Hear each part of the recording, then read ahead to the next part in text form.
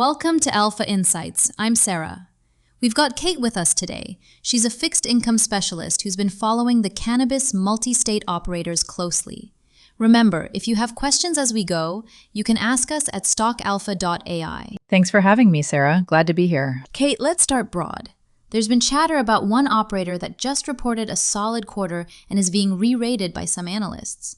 Can you set the scene in plain language for listeners who may not follow this sector every day? Sure. The company is a vertically integrated cannabis operator. They grow product, make finished goods, and sell through both stores and wholesale.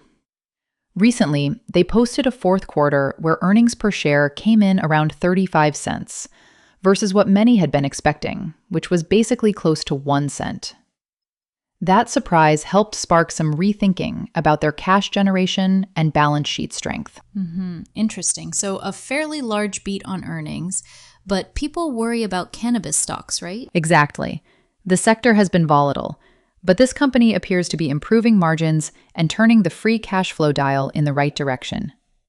Analysts have started to upgrade coverage because the cash flow and liquidity metrics look healthy. When you say liquidity metrics look healthy, what do you mean?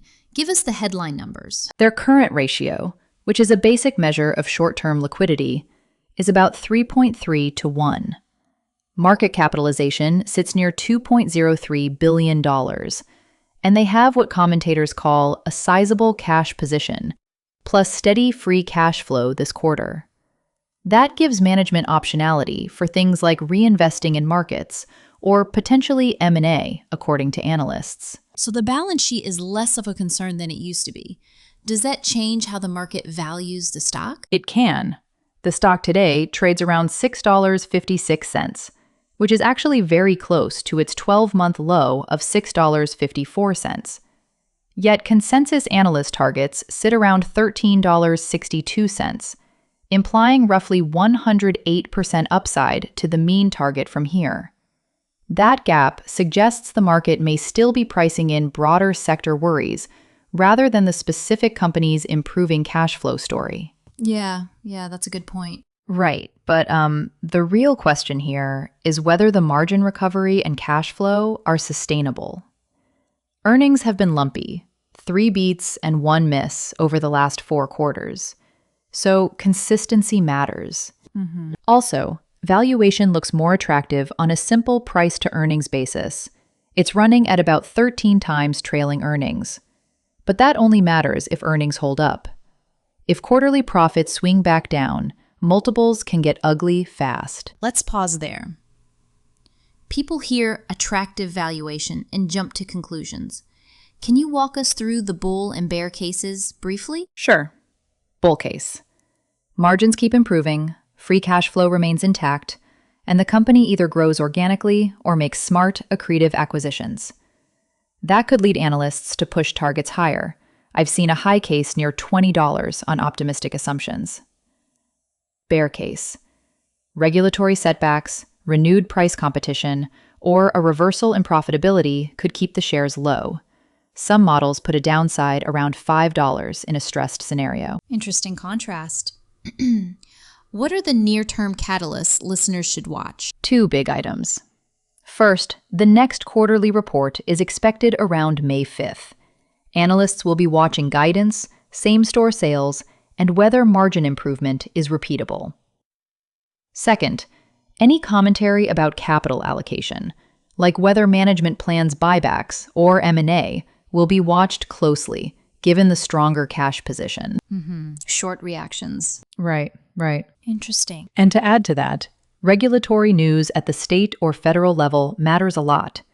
Even small changes in compliance rules or taxes can move margins and volumes in this industry. Got it. For listeners who like charts and levels, what technicals are worth noting? Technically, the stock is sitting near support, around $6.50, with resistance in the near term around $8 and another level around $10. Volume patterns after the recent earnings beat suggest some longer-term investors are accumulating, but overall sentiment remains cautious. So, if you were advising someone who wanted to follow this story, non-personal advice, of course, what would you tell them to monitor? Watch the next earnings for margin details and free cash flow consistency. Keep an eye on any balance sheet moves, debt paydown, or large cash uses. Track analyst revisions and state regulatory headlines. And from a trading perspective, watch the support and resistance levels I mentioned for possible volatility around earnings. One more quick question. People keep bringing up a possible sector re-rating if federal policy changes. How much does that actually move the needle? It could be material. A clearer federal framework could unlock institutional interest, improve access to capital, and reduce operating frictions. But that's uncertain, and timing is hard to predict. So analysts tend to price in different scenarios, which explains the wide range of price targets. Sounds like a story with a lot of moving parts. Exactly. Operational improvement is promising, but sector and regulatory risk remain. Momentum indicates potential upside, but it's not guaranteed. All right, let's wrap up with a few clear takeaways for listeners. Sure. First, recent results and free cash flow look stronger than many expected, and balance sheet metrics give management options. Second, valuation appears cheaper versus prior cycles, and analysts' mean targets imply substantial upside. But that upside depends on sustained margin recovery. Third, the main risks are regulatory uncertainty, earnings volatility, and sector sentiment, any of which could keep the stock pressured. Great. Quick reminder, if you have questions about anything we discussed, you can ask us directly at stockalpha.ai.